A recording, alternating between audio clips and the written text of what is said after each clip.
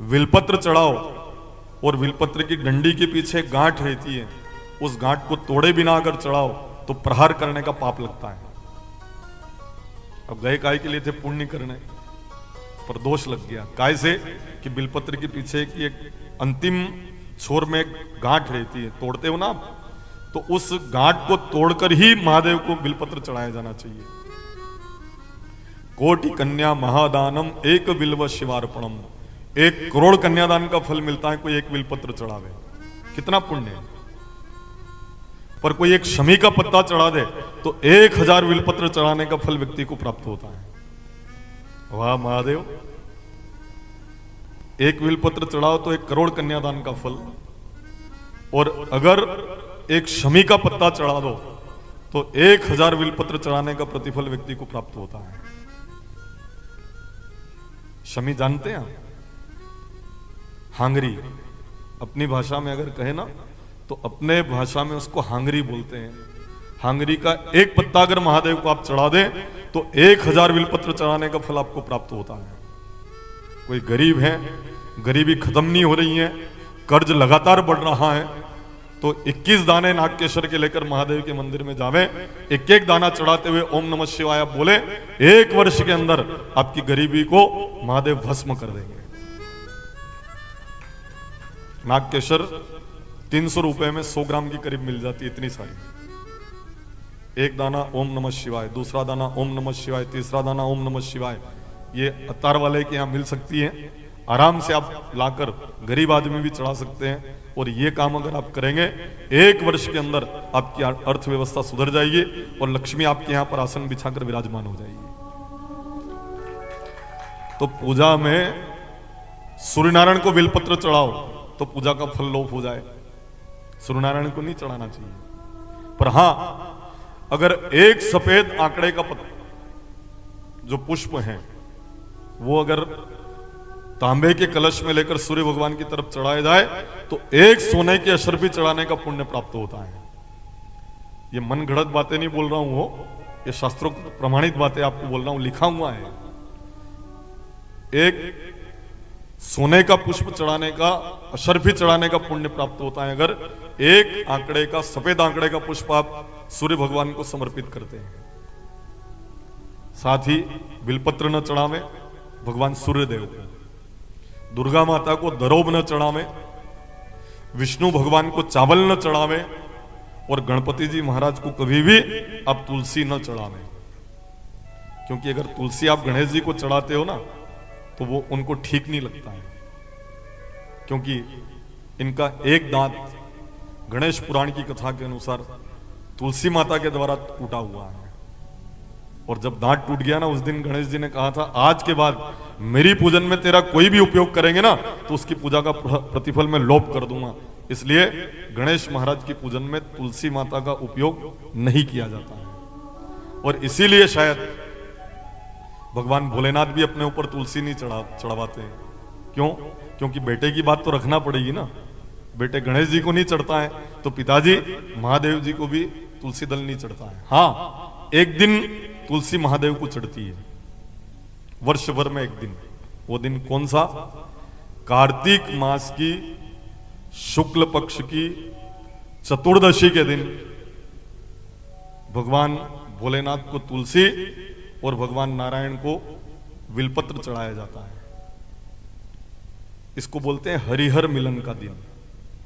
दिन कौन सा है? याद रखना आप, कार्तिक शुक्ल पक्ष की 14 तिथि के दिन यह अवसर हमको मिलेगा।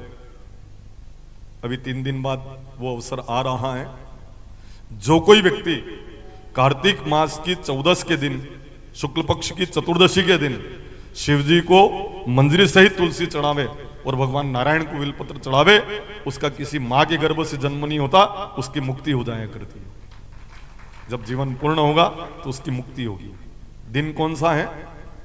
कार्तिक शुक्ल पक्ष चतुर्दशी, हरिहर मिलाप का दिन।